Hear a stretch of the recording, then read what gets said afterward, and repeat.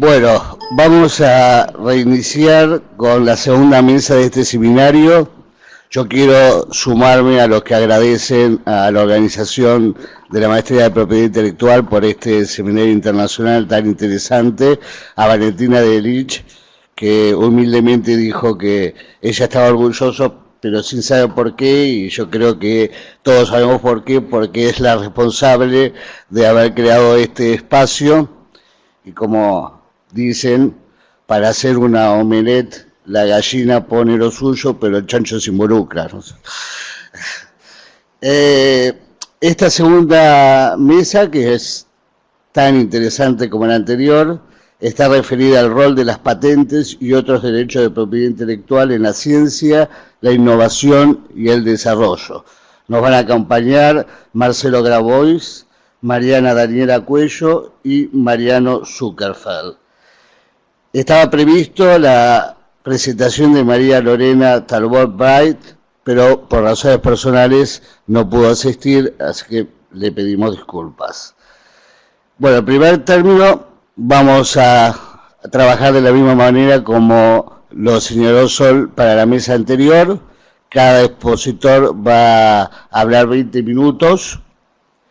Si se excede, vamos a hacer una denuncia ante la Conmebol, y ustedes saben lo que significa eso. Y luego que terminen todas las exposiciones, ahí vamos a dar lugar a las preguntas y a las preguntas de los alumnos que nos están siguiendo de la maestría virtual, que aprovecho para saludarles y mandarles un abrazo. Bueno, en primer lugar vamos a escuchar a Marcelo Grabois.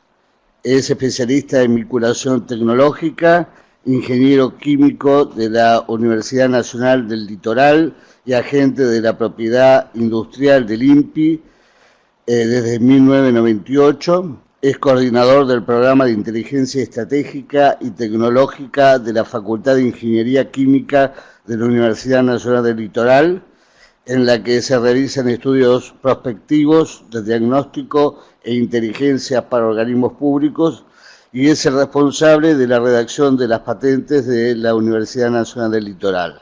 Profesor de grado y posgrado en temas de patentes, negocios tecnológicos, propiedad intelectual, vigilancia tecnológica, inteligencia estratégica en diversos ámbitos académicos y empresariales nacionales e internacionales. Lo que no sabemos es si duerme. El tema que va a abordar Marcelo Grabois es la enseñanza del sistema de patentes de invención en posgrado de carreras científicas tecnológicas. El auditorio... Muchas gracias, muchas gracias. Parece muy aburrido, pero en realidad es muy entretenido lo que hago. ¿Cómo les va? Ante todo, muchas gracias a los organizadores, a Flaxo por habernos invitado a participar de este evento que ha empezado maravillosamente. La verdad que hemos aprendido muchísimo y ver estos temas desde ángulos tan diversos, la verdad que nos enriquecen muchísimo. Yo les vengo a contar una pequeñísima historia.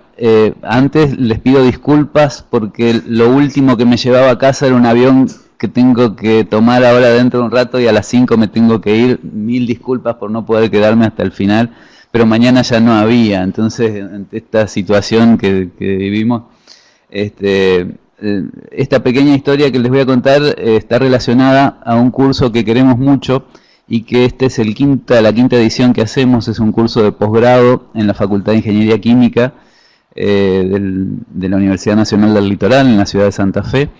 Es un curso que es de 60 horas, 4 créditos para todos los posgrados de la universidad, y que tiene como nombre Inteligencia Tecnológica en Actividades de Investigación y Desarrollo. Lo cursan investigadores, gerentes de empresas de base tecnológica de la región y funcionarios relacionados a la vinculación tecnológica entre los organismos de investigación, básicamente universidades, y el medio productivo.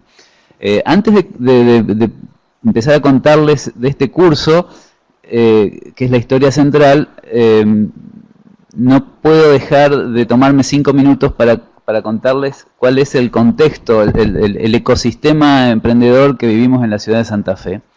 Y muy brevemente les cuento que la Universidad del Litoral en el 92 empezó acogió a la primera empresa de base tecnológica, que fue Celtec, luego.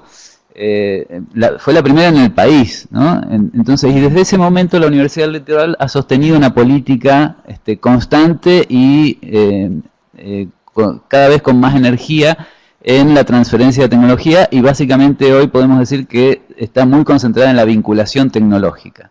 En ese momento, en el 94, se crea una oficina de transferencia de tecnología que se llamó CETRI, el Centro de Transferencia de Tecnología, copiando el modelo español de las OTRIs.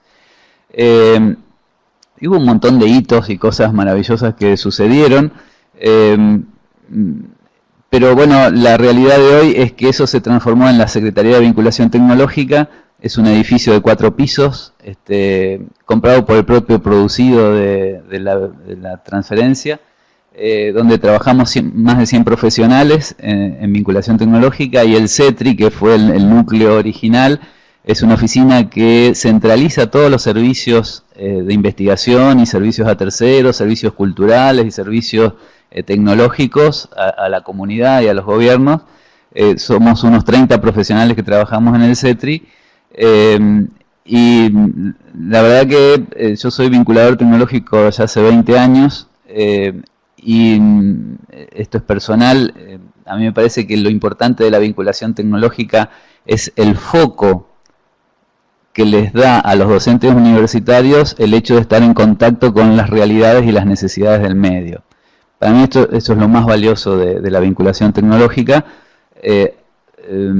Ninguna oficina de vinculación es rentable en el mundo.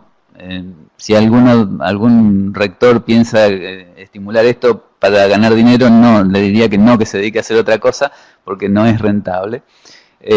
Pero sí genera una conciencia en los profesores, en los estudiantes, y una retroalimentación indispensable a la universidad, este hecho de querer ser útiles, querer sentirse útiles y trabajar mancomunadamente con los medios culturales, productivos.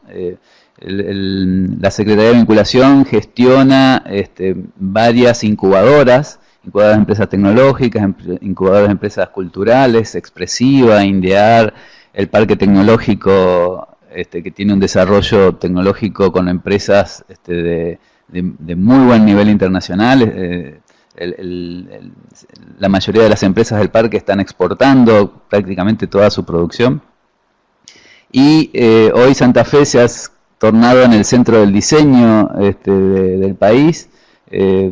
Hicimos un tour a la Barcelona Design Week este año con 15 diseñadores seleccionados de la ciudad, como una congregación argentina que fue a esta feria de diseño. Y la verdad que bueno, todo esto es fruto de que la municipalidad también, como el gobierno municipal, es el que tiene que estimular el desarrollo y el emprendimiento, ¿no? Entonces ahí hay un ecosistema muy interesante.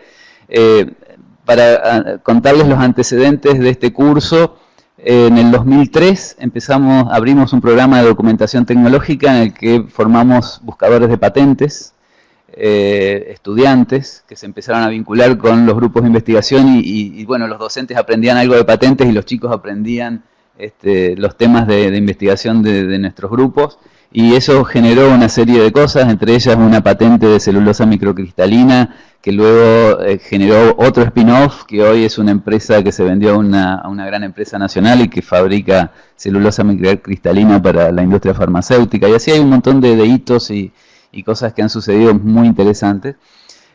A nosotros nos cuesta 2 años formar un buscador de patentes, que pueda hacer una búsqueda profesional, ¿no? Y nos lleva 5 años formar un analista senior de información que pueda hacer una redacción de una patente, una contestación de vista, una redacción y un análisis de libre operación, o sea, un análisis de infracción de otras tecnologías.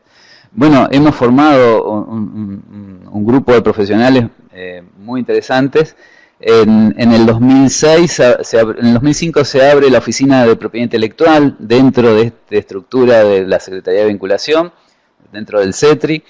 En el 2013 abrimos este programa que coordino de inteligencia estratégica y tecnológica, que tiene una misión que es justamente capacitar profesionales en estas áreas. Es de ahí que surge el curso de posgrado. Y por otro lado, hacemos estudios prospectivos de diagnósticos tecnológicos para gobierno nacional, provincial y organismos públicos que así lo requieran. Nos hemos presentado a distintas licitaciones nacionales e internacionales y hemos hecho trabajos de diseño de futuro muy interesantes. A ver, nuestra especialidad, que es esto de la inteligencia estratégica, es los procesos de inteligencia, transformar datos en conocimiento para la toma de decisiones aplicados a campos tecnológicos.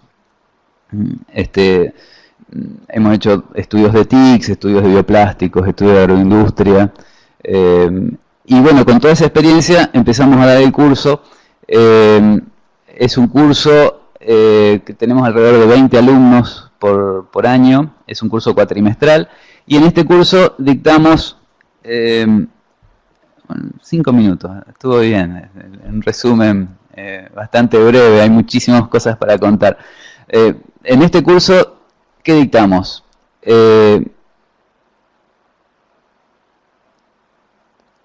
Hacemos un trabajo muy intenso sobre la inteligencia estratégica, y esto, la disciplina se llamaba Vigilancia Tecnológica e Inteligencia Competitiva, ¿no? La inteligencia estratégica, además de abordar estas disciplinas o estas históricas visiones, también trabajamos sobre prospectiva tecnológica y sobre planificación estratégica. Entonces, dentro de este concepto, es que también bajamos herramientas que son muy útiles a la gestión de la innovación, que son justamente las normas de gestión de la innovación. En la Argentina hace poco tiempo que ya tenemos nuestras normas de gestión de la innovación, la 50.501, y la de gestión de la vigilancia y la inteligencia estratégica, la 50.520. Esto no es menor, porque todo el trabajo de gestión de la innovación que uno hace, ya sea en una universidad o en una empresa, para invertir y crear conocimientos y crear rentabilidad a partir del conocimiento, está normalizado. O sea, realmente cuando yo empecé en esto era casi bohemio, ¿no? Hoy está normalizado, hay una norma internacional y cada país tiene la suya. Perú, Estados Unidos, España, las 166.000 fueron los pioneros. Digamos que para un ingeniero le da una cierta tranquilidad tener la actividad con una normativa. Y las normas son buenas, así que me parece que en nuestros cursos tecnológicos deberíamos abordar la normativa desde una perspectiva no normalizante, sino para aprender cómo son los pasos básicos, porque las normas no enseñan cómo hacerlo, pero sí dan una pauta no nos podemos olvidar de nada cuando tenemos una norma, ¿no? Bueno, otra de las cosas interesantes que sucedieron en el CETRI es que es una oficina que está totalmente acreditada ISO 9001. Entonces tenemos todos los procedimientos estándares de aplicación, y los 30 profesionales vivimos felices porque ya tenemos un software que nos permite tener todo lo que hacemos registrado, y no hay olvidos, ¿no? La verdad que se trabaja muy bien con una norma aprobada. Les sigo contando del curso.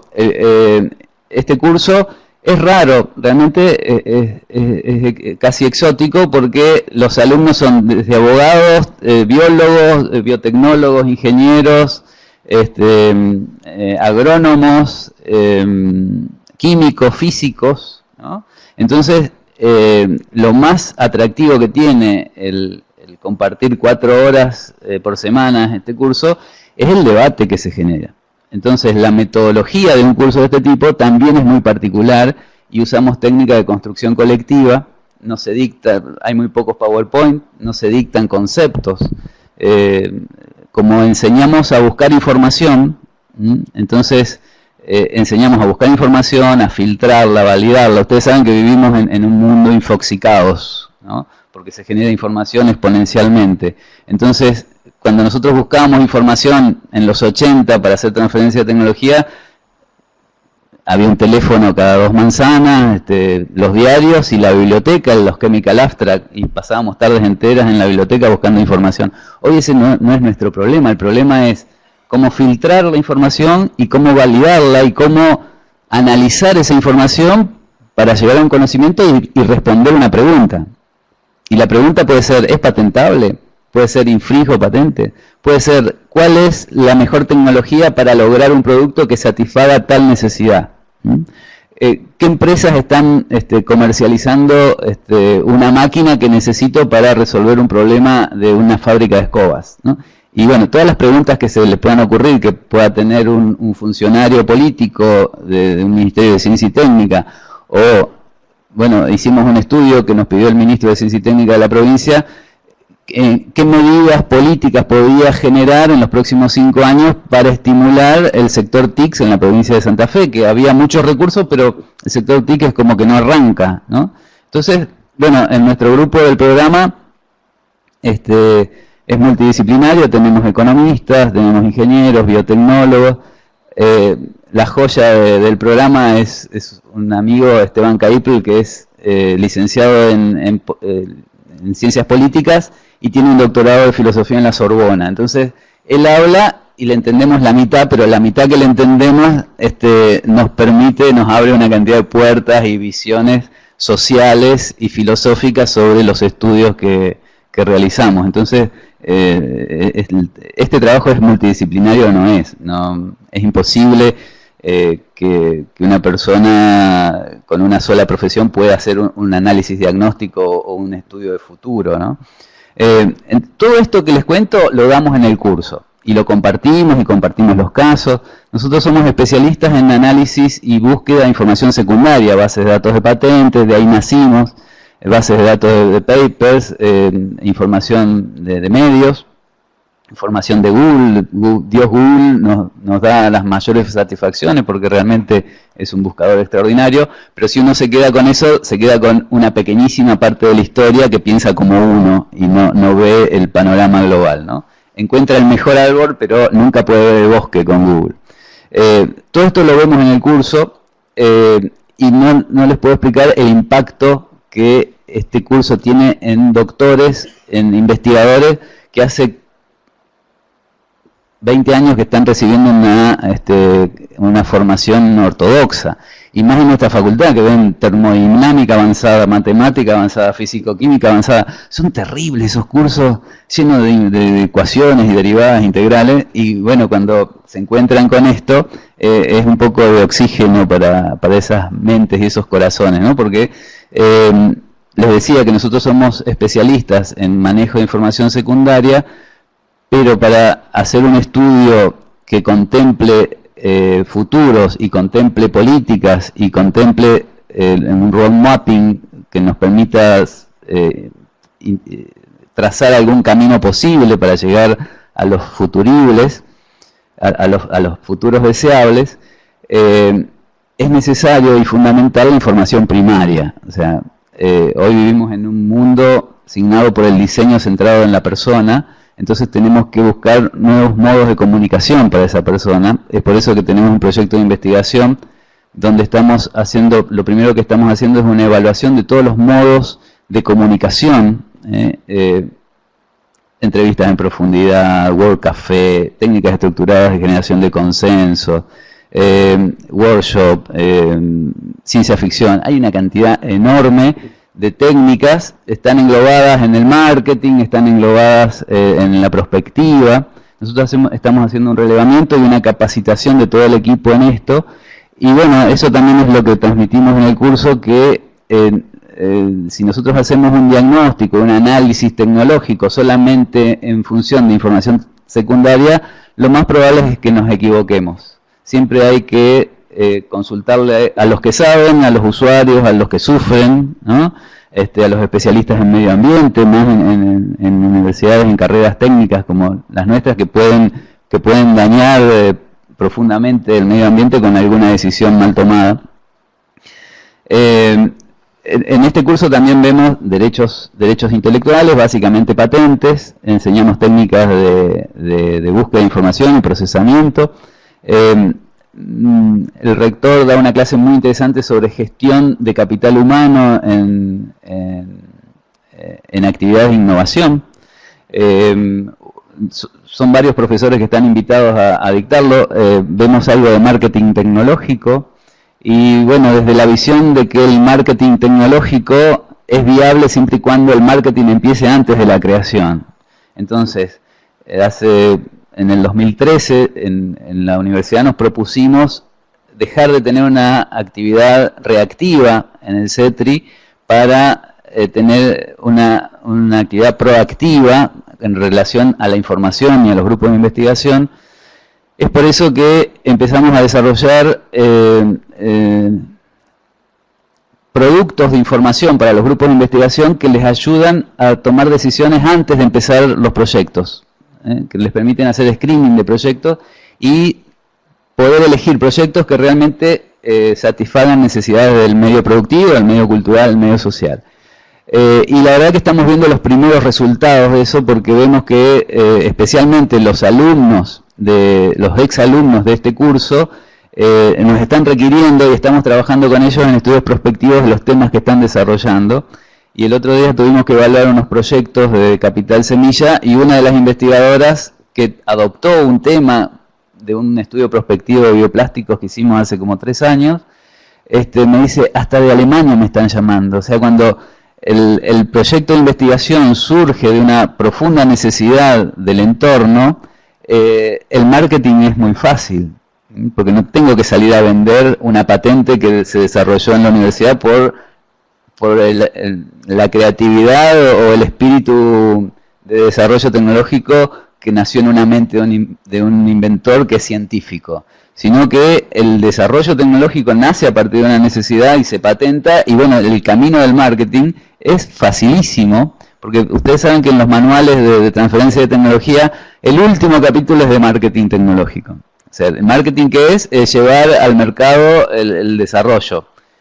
Pues bien, nada más equivocado que eso, ¿no? Entonces en este curso también abordamos temas de marketing tecnológico. Y me parece que ya se me está acabando el tiempo, me quedan 5 minutos, ¿no? Estás bien. Bueno, 5 minutos. Les contaba que un curso de este tipo requiere una técnica didáctica de construcción colectiva, porque los alumnos los profesionales que asisten a ese curso tienen conocimientos profundos de algún área y indudablemente una vocación de servicio, de intentar que su trabajo sea útil y se vea reflejado con un impacto en la sociedad. Entonces, realmente aprovechamos toda esa energía de la gente, y les decía que cuando hay que definir algo, les pedimos que busquen en sus celulares, en sus notebooks. Eso es un trabajo, no solemos sentar en ronda, no hay... a ustedes quizás se sienten identificados, pero yo tengo muchos años y he hecho muchos cursos después que me recibí, hice cursos de posgrado, y qué sé yo, son 20, 25 años donde la imagen mental que uno tiene en un 30, 40, 50% es una nuca. En algo se ha equivocado el sistema educativo, ¿no? Porque si nuestra imagen mental es de una nuca en toda nuestra formación, y bueno, estas cuestiones estamos tratando de abordarlas también desde esta perspectiva.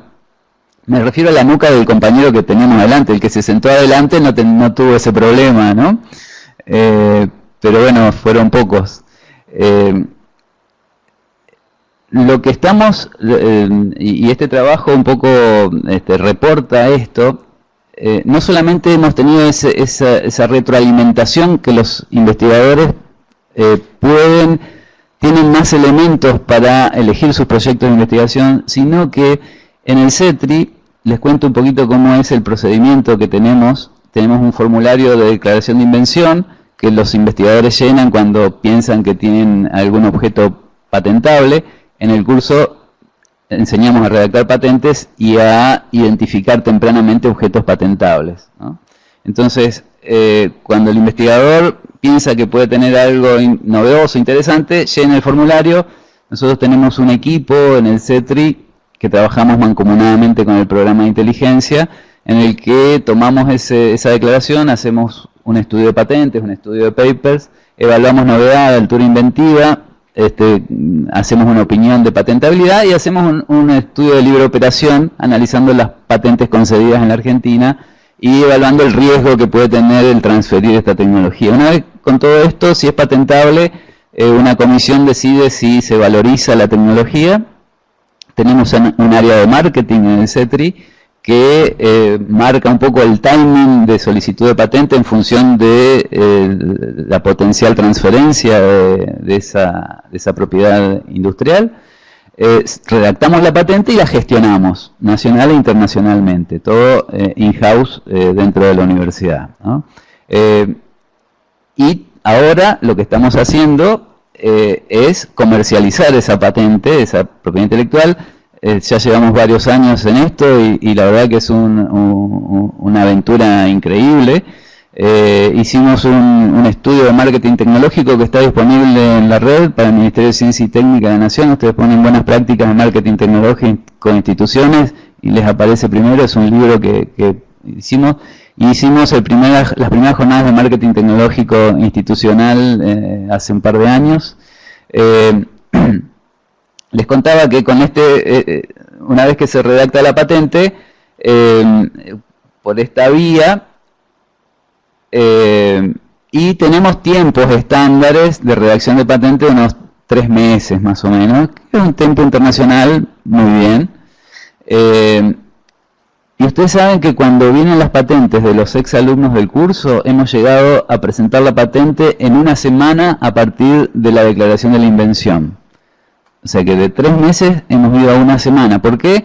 Porque el investigador ya nos viene con un estudio del estado de la técnica primario, pero ya con las palabras claves elegidas, los clasificadores internacionales. Detectó el objeto inventivo, entonces es un trabajo que nosotros ya tenemos que perfeccionarlo y ya tiene la información que necesitamos para redactar un pliego reivindicatorio que sea viable en una oficina de patentes, ¿no? Entonces, no les digo que todas las patentes son de una semana, pero hasta de una semana hemos tenido 15, 20 días, es un tiempo normal del procesamiento que nos lleva la burocracia de la universidad para responder en una protección de un desarrollo de un grupo de investigación que ha tenido esta formación en el programa, en el curso de posgrado, ¿no? Así que, bueno, como mensaje y para terminar, nosotros hemos visto, en mis primeros años de vinculador, yo escribí algunos documentos que planteaban la dificultad de la comunicación entre científicos y empresarios, ¿no? Porque a pesar de hablar el mismo idioma, no se podían entender. Porque, bueno, me imagino que ustedes hacen así, me imagino que todos han tenido esa experiencia. Y más en las universidades técnicas, o sea, son tan disímiles las cosmovisiones de un investigador al de un empresario, y ustedes saben que nosotros hemos encontrado en estas temáticas que aplicamos en este curso de posgrado de inteligencia tecnológica, y básicamente son los temas de la inteligencia estratégica aplicados a la tecnología, hemos encontrado un lenguaje común. Y ustedes saben que el curso está dictado en parte por los mismos alumnos que dan seminarios sobre los temas que más les interesan. Y terminamos todos hablando el mismo español, pero con un significado y unos conceptos que nos engloban a empresarios, a investigadores, a funcionarios. Y para mí el resultado más interesante de este curso es justamente haber generado una cantidad de conceptos y debates que nos permitieron encontrar un lenguaje común entre el mundo de la investigación y el mundo de la producción. Bueno, muchas gracias, Marcelo. La verdad que es reconfortante saber que en una universidad tan prestigiosa como la Universidad del Litoral se vive una experiencia tan importante. Felicitaciones.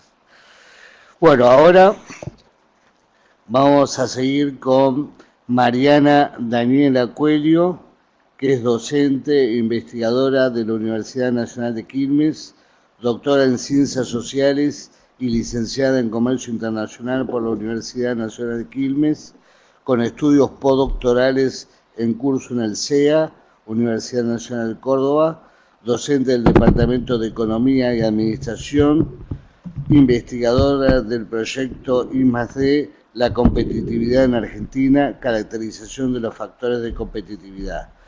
Y la doctora Coelho nos va a hablar sobre competitividad, centro, periferia y propiedad intelectual en los albores de la próxima revolución tecnológica. Mariana. Bueno, buenas tardes a todos. Es un placer estar nuevamente en Flaxo, pues haber sido estudiante también de esta institución. Y agradezco también la organización y que cuenten también con mi presencia.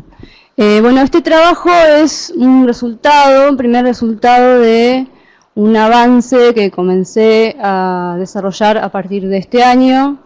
Mis estudios postdoctorales, yo, como bien dijo acá el colega, integro un equipo de investigación ligado a competitividad. Nosotros trabajamos a partir de hace algunos años esta temática y particularmente yo trabajo con la cuestión tecnológica, soy más que nada especialista en economía de la innovación, desde una mirada neoschumpeteriana, y bueno, mis trabajos se orientan en general a partir de esta mirada y mis aportes tratan de orientarse también en función de este tipo de conceptos e ideas. Este trabajo entonces es una primera aproximación a esto que comenzaré a desarrollar a partir de este entonces y tiene como 3 ejes fundamentales, como bien dice el título: competitividad, la mirada centro-periferia y la próxima revolución tecnológica. Entonces tenemos, para hacer una aproximación sobre el marco teórico, podemos hablar de 2 cuestiones fundamentales sobre las cuales se basa este trabajo.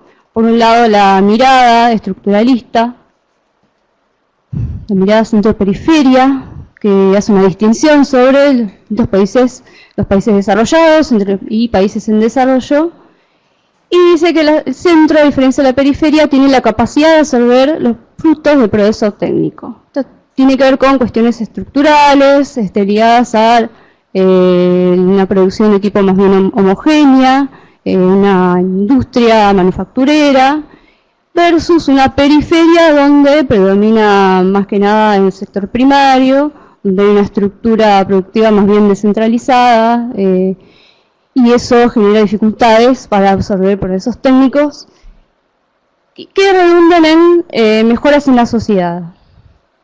Y del otro lado, la otra pata, el otro pilar fundamental de este trabajo tiene que ver con el aporte evolucionista, entendiendo a la tecnología como el motor de crecimiento, el motor de desarrollo, y también aquel elemento que da pie a los distintos ciclos económicos o también llamadas revoluciones tecnológicas que vienen sucediendo aproximadamente a partir de los últimos 250 años. Entonces, esta aportación teórica nos ofrece una sinergia entre la noción de tecnología, competitividad y desarrollo. Como bien les decía, esta mirada ligada a las revoluciones tecnológicas es uno de los pilares fundamentales de este trabajo, y que a lo largo de los 250 años de crecimiento, de desarrollo, se vienen sucediendo distintas etapas llamadas revoluciones tecnológicas, una primera ligada a la primera revolución industrial, y de esta manera sucesivamente llegamos hasta la última etapa, la etapa actual, que sería la revolución informática, que comienza, tengo dificultades con el micrófono porque me queda muy alto, así que lo voy a sacar. Así estoy más cómodo.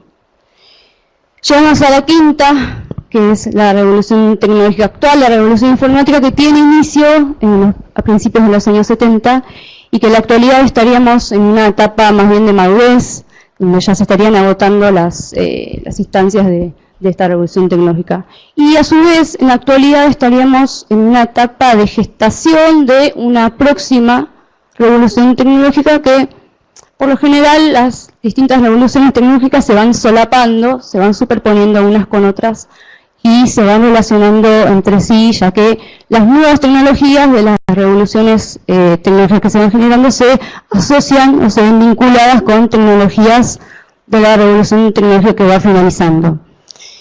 Lo interesante de esto también es que estos ciclos, estas revoluciones tecnológicas se originaron o tuvieron como país núcleo a los países del centro, a los países desarrollados.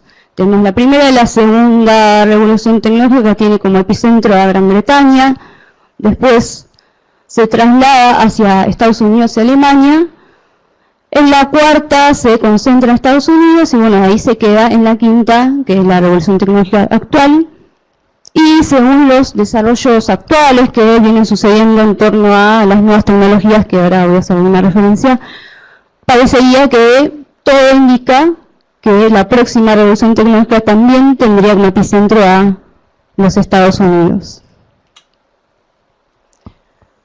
Entonces estamos, como les decía, en una etapa de finalización de esta revolución tecnológica informática, donde a su vez está gestando esta nueva revolución ligada a lo que serían las nanotecnologías, la robótica, la inteligencia artificial, y un montón de cuestiones que se vienen desarrollando en la actualidad. Y también podemos hablar de una vuelta hacia la lógica de la Open Science y la ciencia abierta que se viene instalando con fuerza. Estando ya finalizando esta revolución tecnológica informática, conviene pensar un poco en los inicios de la misma. Y podemos observar que la dinámica propia de las tecnologías lograron una expansión bastante relevante y superior a las revoluciones tecnológicas anteriores. Se dice que esta revolución tecnológica fue superior a las anteriores en cuanto a productividad y alcances, pero que al principio estuvo ligada a unas complicaciones, más que nada en cuanto a lo que es esta distinción entre países del centro y países de la periferia.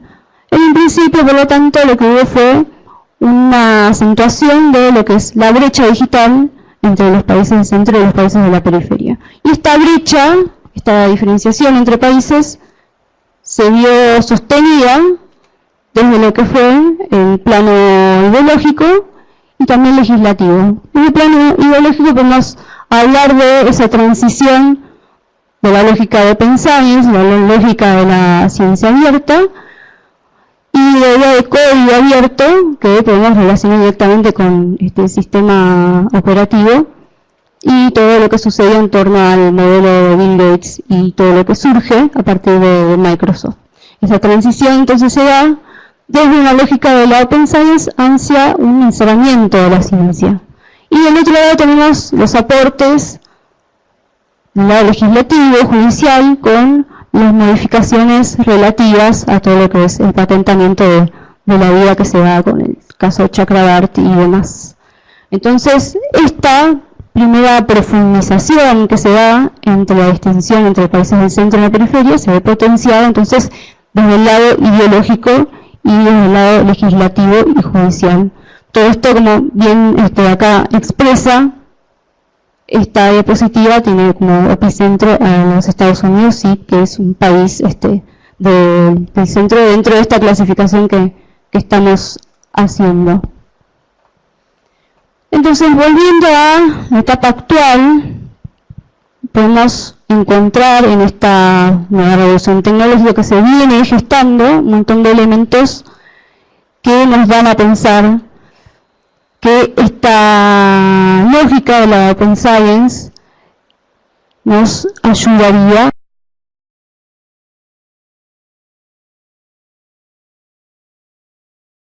a revertir algunas tendencias que se vienen acentuando en torno a la privatización de los conocimientos, la comercialización, corporativización, o como ustedes más deseen expresarlo. Todos los recursos que se vienen instalando ligados a la producción colaborativa, la ciencia abierta, la posibilidad de contar con recursos educativos de libre acceso, vienen entonces de la mano, o mejor dicho, en consonancia de lo que sería una nueva revolución tecnológica ligada a las nanotecnologías, a la robótica, inteligencia artificial, etc. Entonces, en este trabajo lo que se plantea es cuál es el rol que cumpliría las legislaciones en torno a la propiedad intelectual, siendo aún muy característica de la ciencia más bien cerrada, de la privatización de los conocimientos, frente a un conjunto de tecnologías y de prácticas que nos estarían ligando o nos estarían orientando hacia una ciencia abierta y una posibilidad de acceso a los conocimientos. Y entonces la cuestión sería cómo operaría la difusión de los conocimientos en la próxima revolución tecnológica, teniendo como dos cuestiones bien diferentes: esta nueva apertura hacia la ciencia abierta frente a esta dinámica ligada a la propiedad intelectual o las legislaciones de propiedad intelectual más bien ligadas hacia la comercialización de los conocimientos. Sobre esto es fundamental pensar más que nada cuál es el rol de los países periféricos, ¿no?, en esta cuestión, qué oportunidades podemos establecer o qué propuestas podemos realizar a partir de esta nueva ventana de oportunidad que se abre para los países de la periferia. Fundamentalmente sabiendo que quienes dominan el conocimiento tienen la capacidad de establecer las cuestiones más de independencia. Una de las cuestiones fundamentales que surge como propuesta de este trabajo es el fortalecimiento del sistema nacional de innovación, que los países en desarrollo resultan un instrumento fundamental para la generación de enlaces entre distintos sectores y también para la canalización de los beneficios ligados a las tecnologías y el aprendizaje.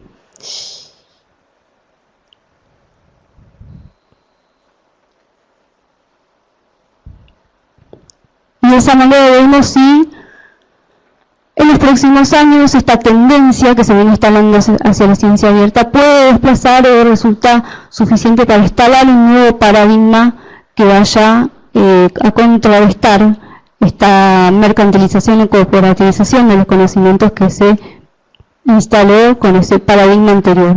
O sea, sería una cuestión de pensar en el establecimiento de un nuevo paradigma y de qué posibilidades tenemos a partir de esta nueva ventana de oportunidad que se abre con este nuevo paradigma, esta nueva revolución tecnológica y esta dinámica hacia la ciencia abierta que se viene instalando en la actualidad.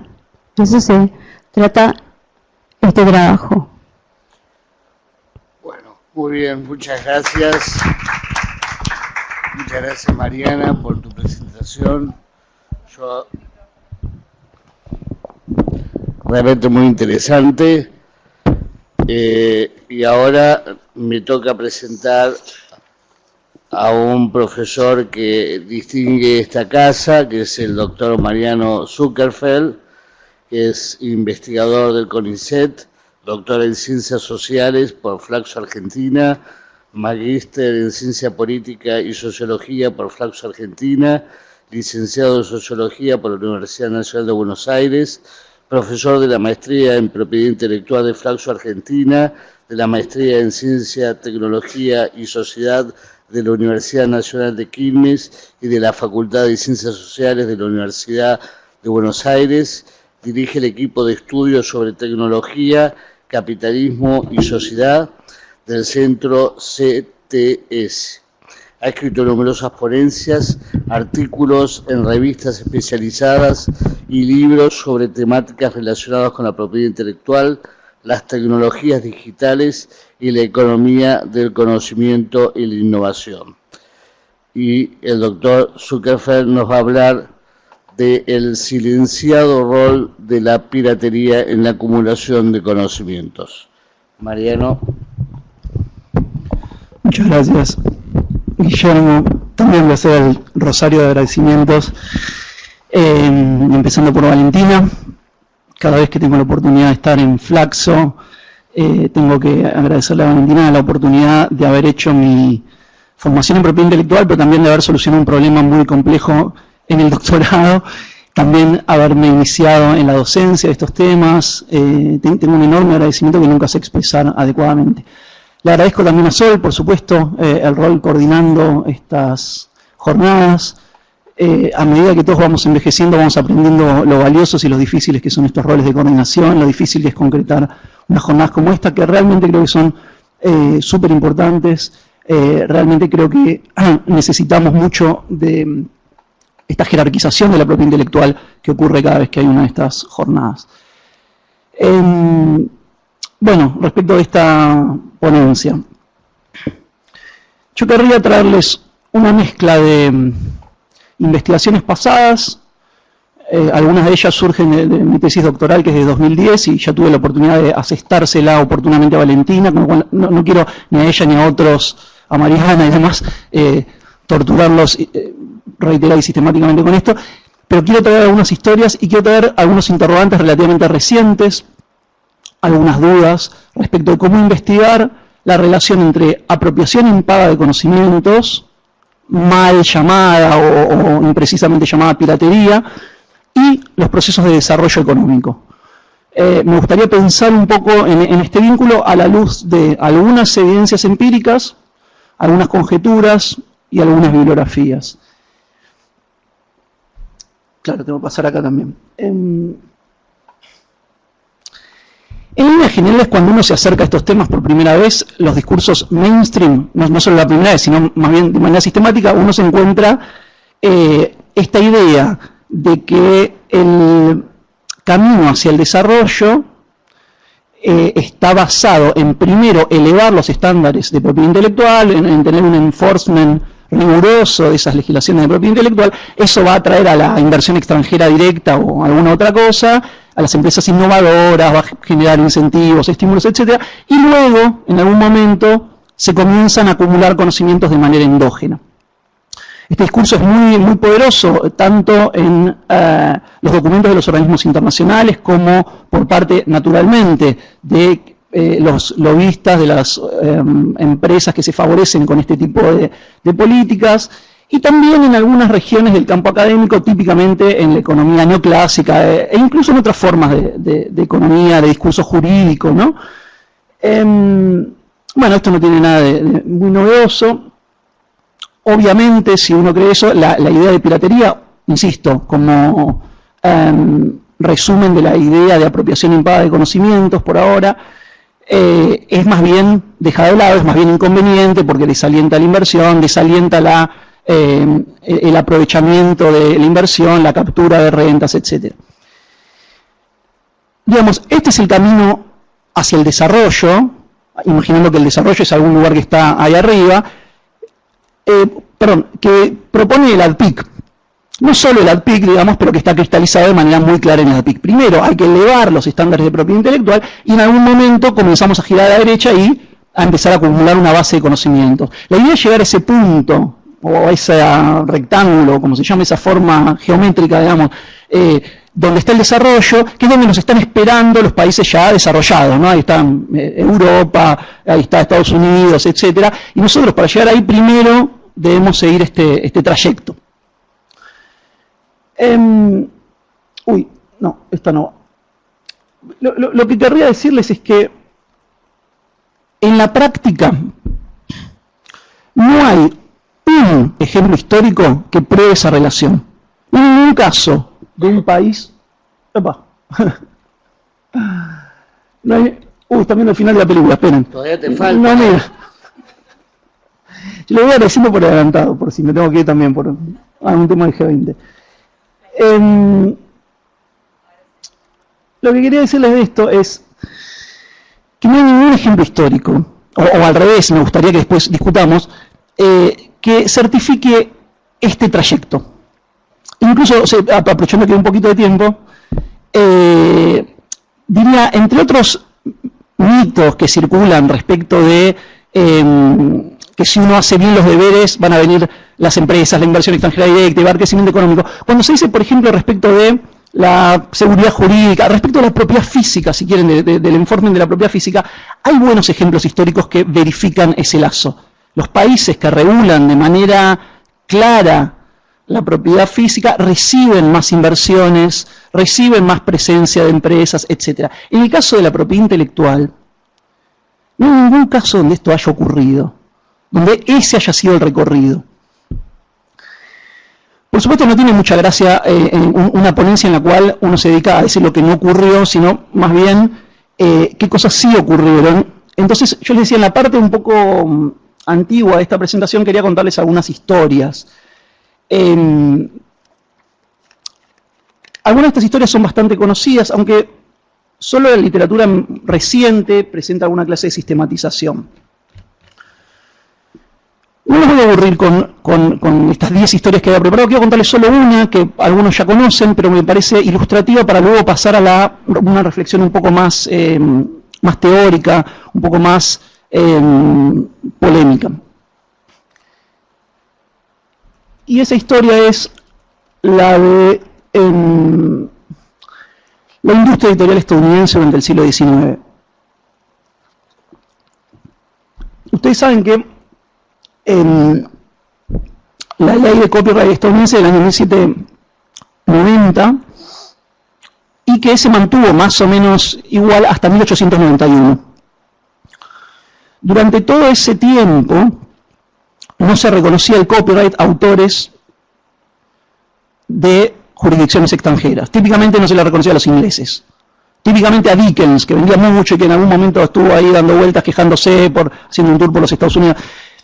Pero el punto es que en ese marco, ¿cuál es la estrategia racional en términos económicos de un editor de libros? Ustedes tienen que poner un negocio. Bueno, la estrategia racional era cruzar el océano, copiar algún libro que estuviera bien reconocido, que se vendiera, que se sabía que iba a ser exitoso, no pagar derechos y editarlo a un precio accesible para el público estadounidense. En términos numéricos, mientras que el costo de Christmas Carol de Dickens era de $2.50, pagando propiedad intelectual, pagando copyright, era de 0,06 en los Estados Unidos sin pagarlo. O sea, como sabemos bien en este público, la diferencia entre el precio de un medicamento o de algún otro bien intensivo en conocimientos varía dramáticamente cuando se pagan derechos monopólicos respecto a cuando eso no ocurre. Entonces, claro, ¿qué hicieron los Estados Unidos? Bueno, tenían una política que favoreciera, por un lado, a las empresas editoriales, por un lado, a las firmas dedicadas a este rubro, pero por otro lado, que favoreciera a las generaciones de lectores que se estaban formando, adquiriendo esos conocimientos baratos. Digamos, todo el proceso de incremento de la educación en los distintos niveles es difícil de disociar de esta modalidad de tener libros baratos, de tener conocimiento relativamente accesible. Entonces, es una estrategia encarada por el Estado que beneficia tanto a las empresas locales como al público, del cual luego saldrían otros autores, escritores, etcétera, en detrimento claramente de los intereses de particulares situados en otras jurisdicciones, típicamente en Inglaterra. Ahora, la pregunta obvia de esto es, ¿por qué cambió? Si todo esto funcionaba fenómeno, la gente aprendía a leer, los que imprimían libros los vendían, todos contentos, ¿por qué cambia esto en 1891? Bueno, porque a partir de cierto punto en la acumulación de capital y de conocimientos, sucede que el saldo se vuelve negativo. ¿A partir de cuándo? Bueno, a partir de que estas generaciones de autores estadounidenses, criados con libros baratos, empiezan a querer exportar sus textos. no solo que empiezan a querer exportarlos, sino que quieren exportarlos y tienen la posibilidad de exportarlos en tal medida que el no reconocimiento de los derechos de esos autores tiende a ser menor que aquellos que se pagarían o que se hubieran pagado a los autores de jurisdicciones extranjeras, por ejemplo a los ingleses. En términos de ejemplos, el caso acá más paradigmático es el de Tom Sawyer, que se había editado por fascículos, pero cuya primera edición compilada se hizo en Canadá y no en Estados Unidos, con la misma lógica con la que varios textos de Dickens se habían publicado en los Estados Unidos. Entonces, lo que vemos ahí es un recorrido que querría presentarles rápidamente.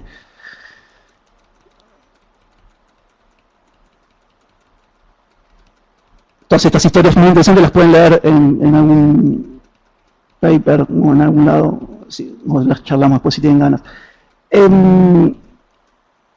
Pero el asunto es este: en cada caso lo que uno ve es este recorrido. Hay un primer momento en el que se desarrollan las empresas, las regiones, las firmas, los países exitosos en la acumulación de conocimientos, evadiendo, ignorando también, o violando activamente los derechos de titulares situados en otras jurisdicciones o aún en la propia, ¿no? Cuando hay una competencia intersectorial y demás.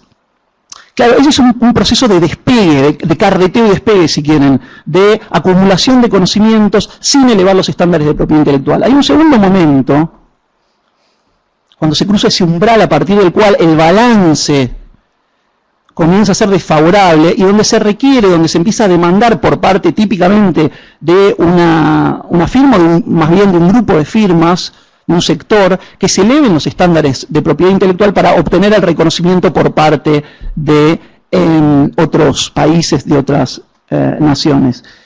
Y un tercer momento de acumulación de conocimientos, efectivamente, ahora sí, con altos estándares de propiedad intelectual. Cuando uno ve cada una de las historias de, insisto, firmas, países, regiones exitosas en la acumulación de conocimientos, ve esto, ve este patrón, esta curva.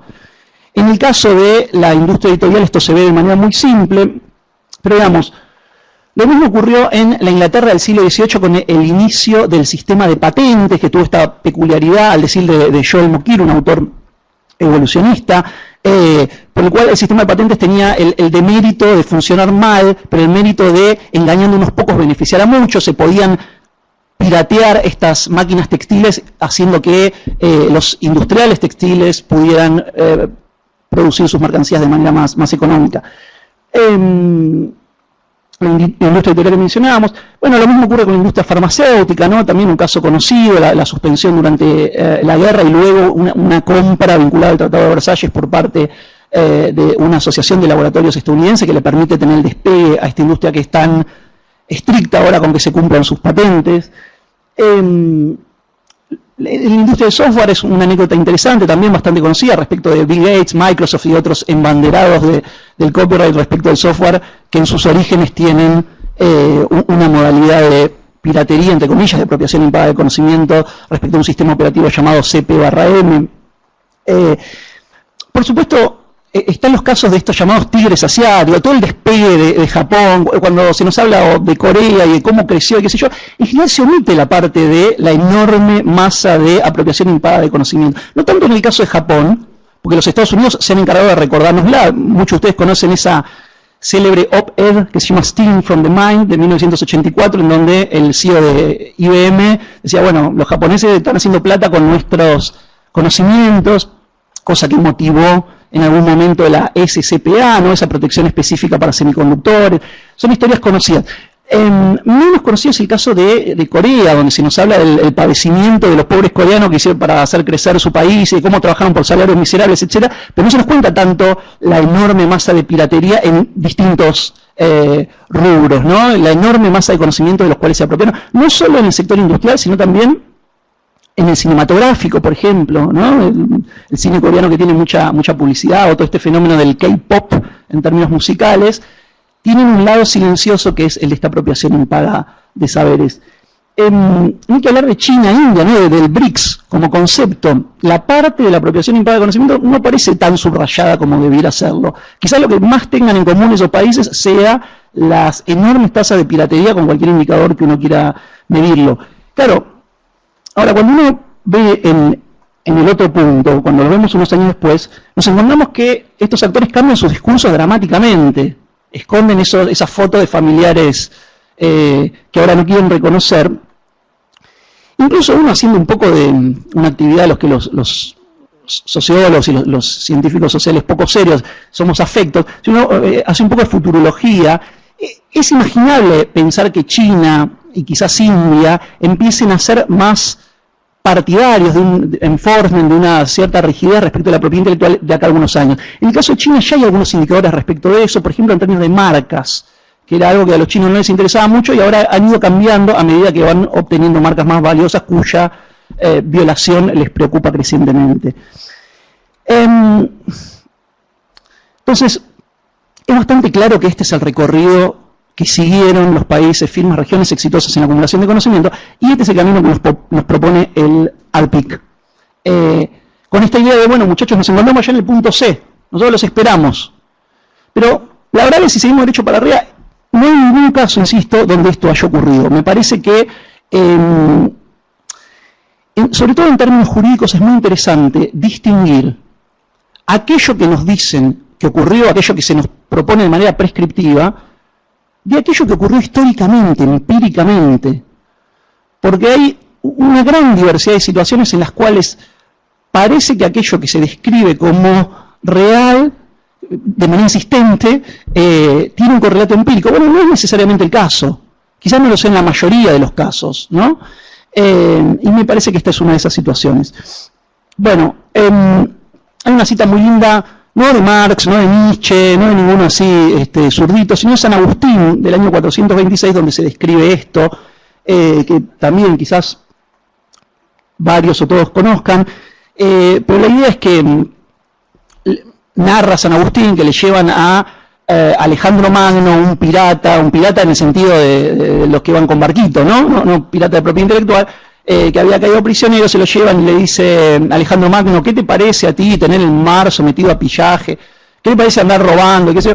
Y el tipo le responde, lo mismo que a ti, solo que como yo lo hago en una ruin galera, en un barquito de Morondanga, me llaman pirata, y a vos, porque lo haces con una gran flota, te llaman emperador. Lo que señala San Agustín en toda esa sección es que cuando se corre la frontera de la ley, esto se debe al poder de quien coloca esa frontera de la ley, no a la práctica en sí misma. La práctica no es divergente, la de Alejandro Magno atacando, robando, saqueando, etcétera, y la de un pequeño pirata. Es similar. Ambas son igual de condenables o igual de loables. Sin embargo, el hecho de poder poner la ley para a una llamarle imperio y a la otra llamarle piratería, son un acto que conviene analizar, ¿no? Bueno, yendo a algunas referencias más actuales.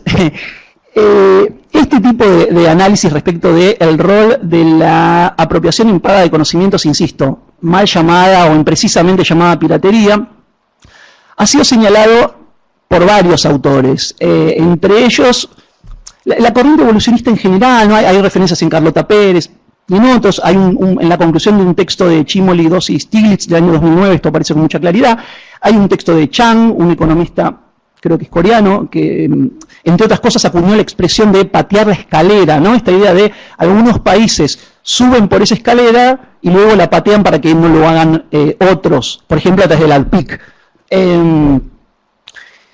También hay un libro muy lindo de Adrian Jones que se llama Piracy, Piratería, con todas estas historias y muchas otras. Hay un texto muy lindo de Asongu y Andrés sobre el software y desarrollo, específicamente piratería, software y desarrollo en África, de una manera bastante econométrica. Bueno, varios textos más. Ahora, lo que quería discutir con ustedes es, no sé cómo estoy de tiempo. Perfecto. ¿Por qué voy a decir perfecto? ¿Me quedan 2 minutos o 10? Para que me agarraste, estaba tan entretenido como 4 minutos. Perfecto. No, me parece que quedan pendientes tres cosas. Una es una sistematización histórica y geográfica amplia. Yo estudié algunos casos, pero están muy sesgados en términos geográficos, ¿no?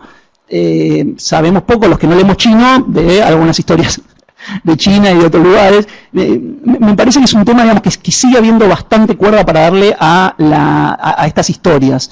En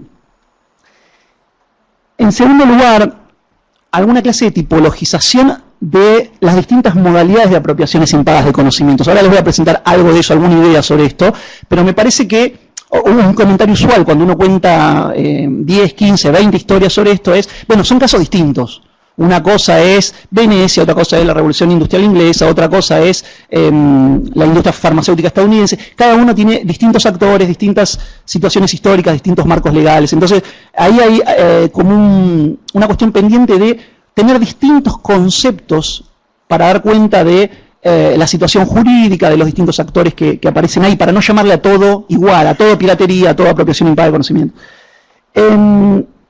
Y en tercer lugar, me parece que una agenda para estudiar estas cosas, este vínculo entre piratería y desarrollo, incluye el analizar los mecanismos concretos por los cuales esta apropiación impaga de conocimientos contribuye al desarrollo económico. Uno puede darse alguna idea de, bueno, que baja las barreras de entrada de las empresas, que se genera una posibilidad de que aprenda, de que el know-how se transmita de forma más barata. Hay algunas cuestiones intuitivas, pero es mejor verlo empíricamente, ¿no? Es mejor tener algún análisis más preciso en ese sentido. Yo no conozco ninguno.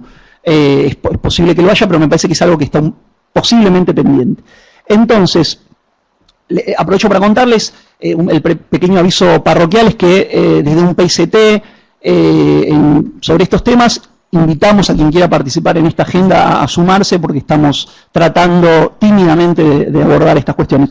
Y creo que para cerrar, les presento un ejemplo de la siguiente intuición, digamos, de que hay al menos 4 modalidades de esta apropiación impaga de conocimientos, jerarquizando por un lado el eje de lo legal y lo ilegal, es decir, si estas apropiaciones violan o no alguna ley, o no alguna ley, la ley de la jurisdicción en la que ocurren, para decirlo de manera más precisa, y por otro lado de si ocurren con fines de lucro, motorizados por fines de lucro o no. En general, las historias a las que yo hice alusión están en el primer cuadrante, ¿no? En esta piratería legal y con fines de lucro. Por ejemplo, esta de la industria editorial estadounidense.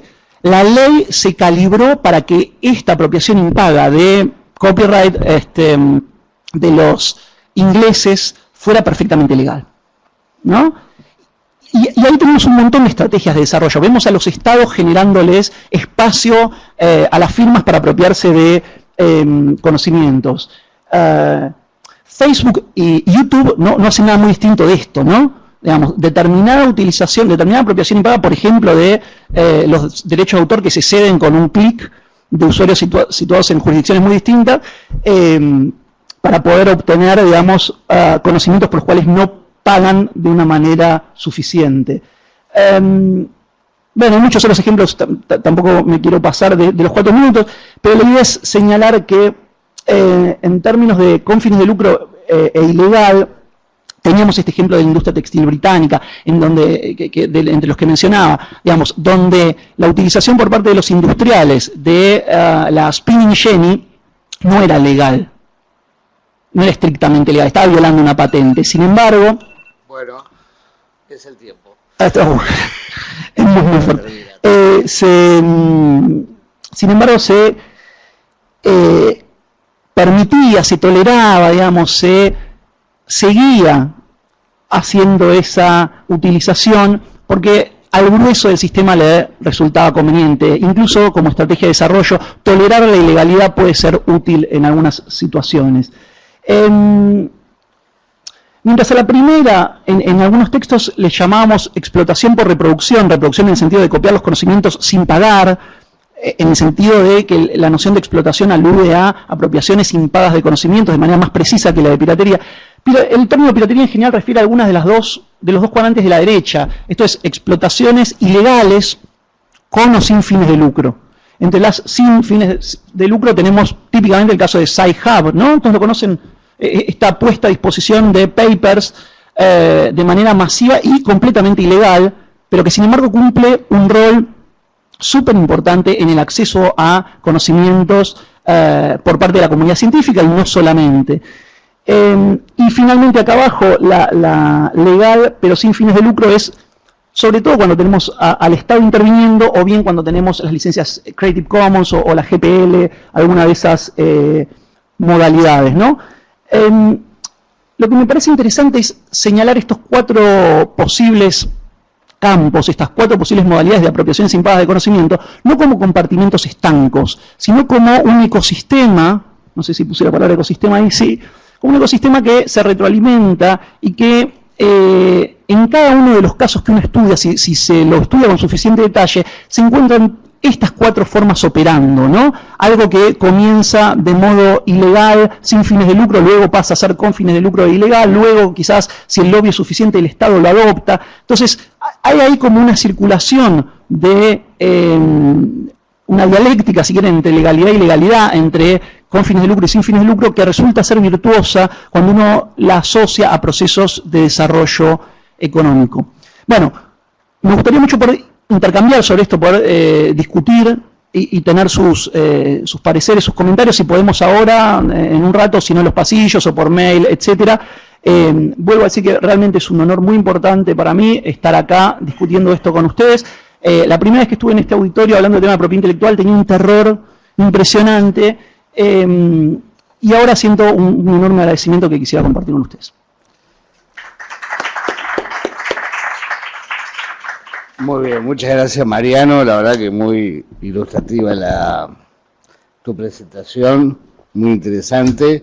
Y ahora sí vamos a dar lugar a las preguntas que la jefa primero. No, muchísimas gracias por esta mesa, a los 3 participantes.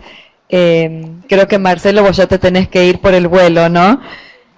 No, la podemos seguir por otro lado. Me pareció muy interesante porque, bueno, obviamente cuando él se presenta a sí mismo, Universidad del Litoral, para todos los que estamos en el medio de la propiedad intelectual, viene de uno de los centros más exitosos de vinculación tecnológico. Todos quisiéramos ser como él, tener solicitudes de patentes y demás, ¿no? La universidad. Pero me generó dos preguntas muy concretas. La primera tenía que ver con, bueno, obviamente ustedes son un caso excepcional, son un spot de éxito en un sistema que no logra ser exitoso como sistema. Entonces la primera pregunta que yo tenía era así intuitivamente, ¿no?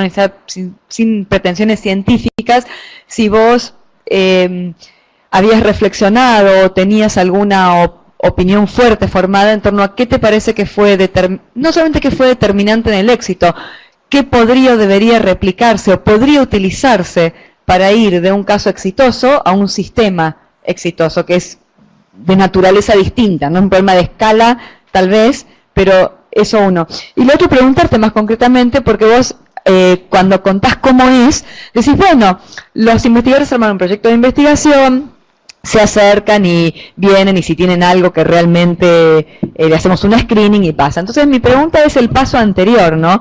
Si hay algún tipo de política en la universidad que les diga a los investigadores que tienen que hacer algo más aplicado a lo que quisieran hacer o les gustaría hacer. Sería una tensión muy grande entre la autonomía de investigación de la universidad y de los investigadores y tal vez lo que genera resultados aplicados. En este mundo de la vinculación, muchas autoridades se ven tentadas a postular esto último que vos decís de direccionar los proyectos de investigación de los grupos especialmente tecnológicos hacia un lugar del utilitarismo, ¿no? Las buenas prácticas internacionales de vinculación dicen que lo primero que no hay que hacer es eso. Y en la Universidad Litoral estamos absolutamente comprometidos con la libertad de cátedra, de pensamiento y de investigación de los docentes, incluso de aquellos que tienen temas muy tecnológicos, ¿no? Me parece que ese punto es básico para que el sistema se reproduzca y pueda estar vivo y pueda darle la libertad a los investigadores de investigar lo que realmente consideren oportuno, sin condicionamiento. no es ingenua mi visión, esto es la política de la universidad, pero también reconozco que los gobiernos en todo el mundo, mediante estímulos, direccionan los temas de investigación de sus investigadores, invirtiendo en temáticas que consideran que son importantes para el desarrollo de la economía y del país, ¿no? Hablando de tecnología, esto es clarísimo. Nuestro equipo, la propuesta que hacemos es que el investigador cuente con información del entorno, que hoy se requiere una profesionalidad, un profesionalismo para que esa información del entorno sea pertinente, ubicua y basada en evidencia, no ideologizada. Y nuestro profesionalismo en la gestión de la innovación, en la gestión de la información del entorno, intenta ir por ese camino, de acercarle al investigador toda la información del entorno que está relacionada a sus temas de investigación, para que tenga más información para poder decidir sobre los temas de su investigación. Contestando a la primera pregunta, ¿por qué es tan difícil en Rosario, en Buenos Aires, en Córdoba, implementar un sistema como el de la Universidad del Litoral? Básicamente por una dificultad en el sostenimiento de una política. La Universidad del Litoral, desde el 92, que viene sosteniendo una política fuerte en el desarrollo de la vinculación tecnológica. Cuando uno tiene universidades donde las facultades tienen independencia de poder gestionar cada una su política de vinculación independiente de las otras, la verdad que es muy difícil implementar una política ajustada, institucional de una gran universidad, es complicada. Y yo a lo largo de estos años, hace 20 años que vengo en esto, nos relacionamos con todas las unidades de vinculación de las grandes universidades y cada 4 años cambian las personas y cambian las políticas y empiezan todo de nuevo. Es muy difícil construir si no hay un acuerdo programático, independientemente del color político que asuma la dirección de una universidad, para sostener una política en el tiempo de estas características, ¿no? Eso por un lado. Y por el otro, una cuestión más conceptual. Nosotros vivimos en sistemas y en ecosistemas y vivimos regidos por normas y por realidades estructuradas en los países, en lo internacional. El sistema de propiedad intelectual es una de ellas. El sistema de propiedad intelectual, así como está, no doy una posición ideológica, aunque sí la doy. Yo pienso que el sistema de propiedad intelectual tiene mucho por crecer, por modificarse, y realmente hoy, como decías, el sistema de propiedad intelectual está regido por las grandes corporaciones, o sea que el derecho de autor dure 70 años y que antes duraba 50, y cuando en la muerte de Walt Disney estaba por llegar, la corporación tuvo tal poder de prolongar en todo el mundo los derechos intelectuales, eso es atroz, absolutamente irracional e inentendible. Bueno, la propiedad intelectual se rige por los poderes económicos, sin ninguna duda, pero así como está el sistema, hay tanto para hacer, hay tanto para aprovechar el sistema. Ustedes saben que hay 110 millones de documentos de patente en el mundo y solamente hay alrededor de 40.000 concedidas en la Argentina con vigencia. La diferencia de esos dos números es toda la tecnología disponible que tenemos gratis y bajable, usable. No tenemos que hacer piratería de nada. Entonces, así como eso, tenemos una enorme riqueza para explotar dentro del sistema de propiedad intelectual, así como está, sin cambiarlo. Y para eso necesitamos capacitar nuestros profesionales, capacitar los ingenieros, capacitar los abogados, para aprovechar el sistema, para plantear un desarrollo nacional dentro del sistema. La verdad que, bueno, si alguien puede plantear una revolución y salirse del sistema, hoy como está la OMC, lo felicito, pero yo les diría que es inviable.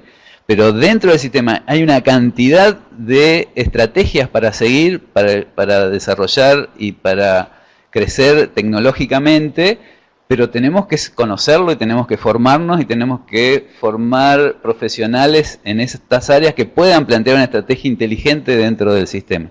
En eso estamos y nos sentimos una responsabilidad enorme en desarrollar estos temas, ¿no?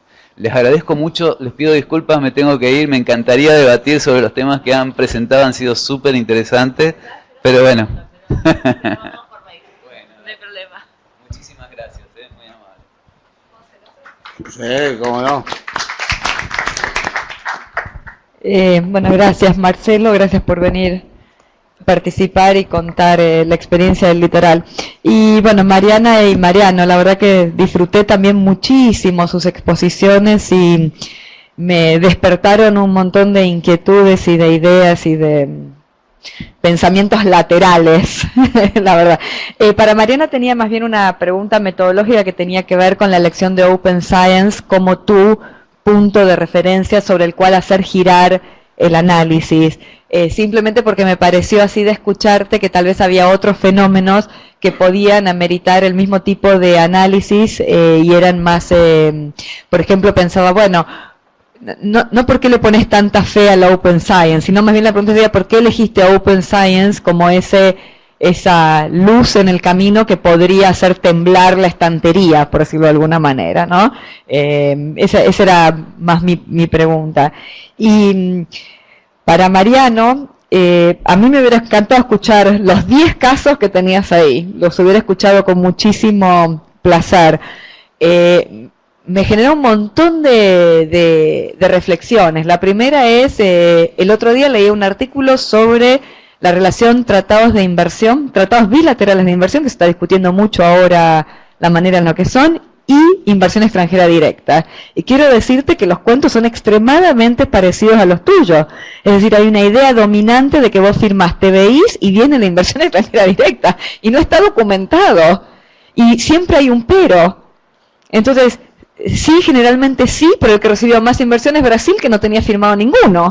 Entonces es muy parecido, ¿no? Esto que vos presentaste al principio de, bueno, suban los estándares de propiedad intelectual y van a llegar al desarrollo.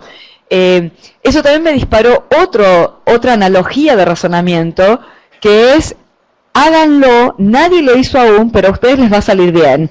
Y eso es muy parecido a lo que ocurre en medio ambiente. Todo el mundo se desarrolló polutiendo, ¿y polutiendo de qué manera? Porque hay que preguntarle a Europa cómo dejó el Mediterráneo después de su revolución industrial. La dejó mugrosa, y necesitaron 3 conferencias para limpiar el Mediterráneo. Ahora, todos se desarrollaron polutiendo, y ahora nosotros nos tenemos que desarrollar sin polutir. A mí me parece muy bien. No, yo creo que no hay desarrollo posible si no es desarrollo sustentable y que cuide el medio ambiente. Ahora, sepamos que no lo hizo nadie. Entonces, y con los derechos de propiedad intelectual. Entonces, lo que me quedé realmente pensando de tu presentación tenía que ver en términos de las implicancias de tu investigación para las políticas públicas. Porque entonces yo diría, bueno, para el caso de Argentina, por ejemplo, Argentina tiene una economía extremadamente despareja, en el sentido de que algunos sectores son globales y competitivos y podrían tranquilamente estar ahí arriba de tu curva y decir, yo no tengo ningún problema en proteger los derechos de propiedad intelectual, pues ya estoy globalizado.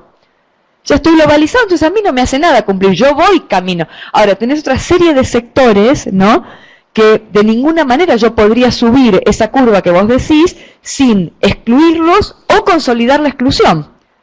No lograría realmente hacerlos competitivos subiéndole los estándares tanto. Entonces, las implicancias en términos de políticas públicas de lo que vos estás documentando es extremada, porque es muy difícil hacer eso. Podemos decir, bueno, ahora operacionalicemos ese fine tuning. Eso, pero mira, Mariano, la verdad que no lo puedo hacer, porque las normas no te permiten semejante grado de flexibilidad porque hay estándares mínimos. Entonces es muy difícil que yo haga eso que vos, que se deriva naturalmente de tus hallazgos. Entonces me pareció súper interesante. Entonces yo quería preguntarte, tenía 2 preguntas para hacerte. Si realmente en esta heterogeneidad de casos que vos revisaste, que veo que hiciste también de derecho a autor, de patentes y demás, realmente ningún caso tenía un matiz de ser algún sector o alguna experiencia no tan, digamos, de apropiación del conocimiento como base, digamos, no pagada, no rentada, como base de un desarrollo. O sea, había algún caso que hubiera visto que, bueno, por ahí, mirado de alguna otra manera, desde otro ángulo, podía estar más en el medio. Y después, la otra cosa que tenía acá anotada, pero la afinación de las políticas. Y si vos sabías de alguna manera en tus trabajos, visto las implicancias que tenía esto que vos describías como esta acumulación del conocimiento y cercar el conocimiento y apropiarlo legalmente, más si habías ido trabajando en la línea de las implicancias de eso para el capitalismo, que fue una línea tuya inicial de trabajo muy fuerte. Sí, ahora sí paro. ¿Eso es para terminar hoy? No.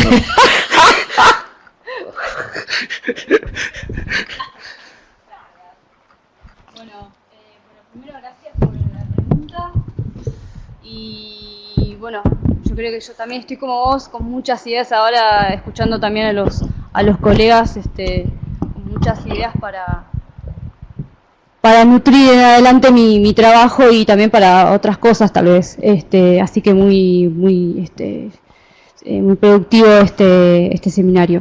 La cuestión de la Open Science yo la tomo teniendo en cuenta mi marco teórico referido a las revoluciones tecnológicas y a los paradigmas. La noción de paradigma tiene que ver con una cuestión de un sentido común, una cuestión de cultura, de normas, de formas de pensamiento que se van instalando junto con las nuevas tecnologías, y yo tomé a la Open Science como una cuestión más bien abarcativa de este paradigma. O sea, me refiero a la Open Science en términos bien amplios que abarcan todas las cuestiones ligadas a el acceso a los conocimientos, la gratuidad de los conocimientos, el acceso a la información.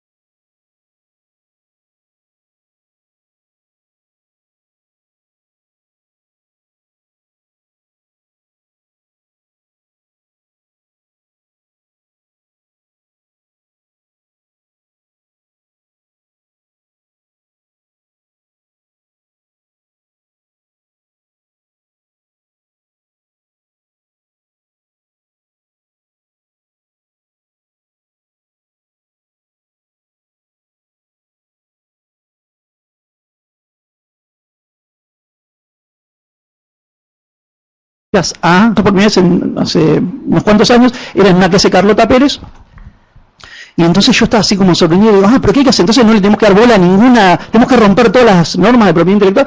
Lo dijo Carlota Pérez, no, hay que romper unas pocas estratégicamente y de manera silenciosa, digamos. No digo que sea simple, ¿no? Pero es un primer concepto que me parece que además es lo que uno ve esto en casos empíricos. Yendo a los comentarios concretos de Valentina. Por supuesto coincido en todo lo primero respecto de bilaterales, medio ambiente, ¿no? Efectivamente hay muchos mitos. Mi punto ahí, para seguir discutiendo, es, efectivamente la mayoría de esos son narraciones falsas, ideologizadas, interesadas, pero hay algunos casos de donde eso ocurrió, donde la inversión extranjera directa fue en algún momento a algún lado. Con esto yo tengo la impresión de que no hay ningún país que se haya desarrollado de este modo, pero es obviamente discutible. Respecto de las diferencias sectoriales, me parece que eso es súper interesante. En cualquier economía así más o menos partida tenemos diferencias sectoriales. Me parece que hay al menos dos formas de trabajar eso. Una son las políticas tácitas, o hay distintas formas de llamarlo esto, pero digamos, políticas que no son explícitas, pero en las que se toleran diferencias sectoriales de manera un poco solapada. A mí me da la sensación, por ejemplo, no sé si va justo a tu punto, pero hay un caso que es muy interesante y bien conocido, que es el de Argentina estando en UPOP 78 durante el kirchnerismo. Situémonos en 2006, etc. Va a venir el conflicto entre sectores agropecuarios y el kirchnerismo respecto a montones de cosas, de casi todo, salvo respecto de ese punto.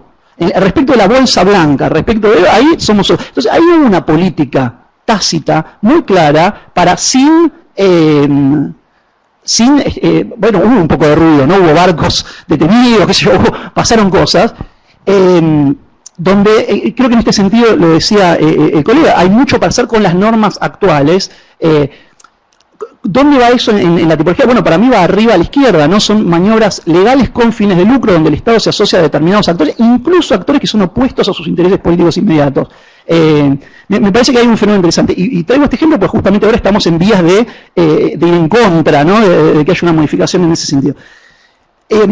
Otro ejemplo concreto, decía, uno son políticas tácitas, otros es tener políticas verticales, políticas sectoriales muy específicas. En mi área un poco más cercana, que son los temas de Internet y demás, se podría hacer muchísimo sin modificar, quiero decir, con otro tipo de regulaciones que no implican ir a la OMC respecto de todos los temas de neutralidad de la red, de tener incentivos para direccionar el tráfico a través de la Argentina y de manera tal que favorezcas a productores locales de contenidos, ¿no? En vez de a Netflix, por ejemplo. Tenés políticas en ese sentido que no implican ni siquiera romper normas de la OMC, pero sí implican ir en contra de los intereses de titulares de derechos que están situados en otras jurisdicciones. Me parece que hay como un margen de maniobra. Y además hay flexibilidades, hay cuestiones ahí para discutir un poco. No me quiero extender mucho con la respuesta. Lo de los matices, sí, obvio, o sea, hay matices en cada uno de estos casos, yo los estoy estilizando. Lo que sí me atrevería a decir que no hay es un caso de un país que haya adecuado su legislación a los estándares de la ADPIC y que de ese modo haya acumulado conocimiento de manera y tengan una industria súper exitosa. En el origen de, al menos si hay firmas, pero el tamaño a nivel industria, a nivel sector, siempre hay alguna clase de apropiación impada de conocimiento. Apropiación que puede ser legal, que puede ser subsidiada por el Estado, que puede ser con licencias compulsivas, que puede haber un puntapié inicial donde esos conocimientos no se pagan en su origen. Y esto se vincula un poquito con la tercera pregunta, no me voy a extender demasiado sobre el capitalismo, qué sé yo, pero una idea básica es, el capitalismo funciona en base a eso. La historia del capitalismo es la historia de la apropiación de conocimientos producidos colectivamente de manera privada. Y con los estados teniendo un rol súper importante en ese sentido. Eso es lo que ocurrió. Sin una acumulación originaria, entre comillas, de conocimientos, no hay ningún proceso productivo que despegue. Pero entendiendo también que esa acumulación de conocimientos es la investigación y desarrollo que financia el Estado para que luego sea apropiada de manera gratuita por la firma. Digamos que hay un conjunto muy amplio de políticas sobre el conocimiento, que no se ciñen solo a patentes, copyright, etcétera. Pero me parece que ahí hay una conexión muy clara en el siguiente sentido. Aquello que genera valor es el conocimiento. El capitalismo se basa en la acumulación de valor y en última instancia, por eso, en la acumulación de conocimientos. Entonces, los conocimientos impagos son aquello que explica la acumulación capitalista y no el trabajo y no otros recursos que tienen quizás más prensa. En ese sentido es que estamos trabajando, digamos, en nuestro equipito. Muchas gracias, Valentina, por la pregunta. Bueno, ¿alguna otra pregunta? Bueno, estamos un poco ajustados con el horario. Me gustaría, con relación a la exposición de Mario, poner una nota de color. Yo en octubre estuve en un seminario sobre el PST en la oficina de los Estados Unidos y obviamente en varias sesiones de ese seminario se habló de la importancia del PST para la innovación, etcétera. Y estaba establecido en el programa una visita a un museo que tiene la oficina de patentes de los Estados Unidos y que incluye un salón de la fama. Salón de la Fama es, en el mismo sentido que los artistas, hay una comisión de 12 expertos por año, eligen a 10 inventos presentados ante la WSPTO que se consideran como que son los más trascendentes. Y así a través de los años se van acumulando ese Salón de la Fama. Entonces el que nos presenta y nos está mostrando, nos dice, por ejemplo, lo podemos buscar por país. A ver, vamos a ver cuántos inventos de países latinoamericanos hay. Entonces busca y había 3. Y eran 2 argentinos y un uruguayo. Los 2 países que no habían firmado el PST hasta ahora de Sudamérica. Pero bueno, muchas gracias a todos. Y última, para finalizar, quiero agradecer a Sol y a Romina, que realmente, tanto de lo académico como de lo administrativo, son 2 puntales espectacular para la maestría, y en lo personal además. Así que muchas gracias por la presencia de todos ustedes, hacemos un break y seguimos.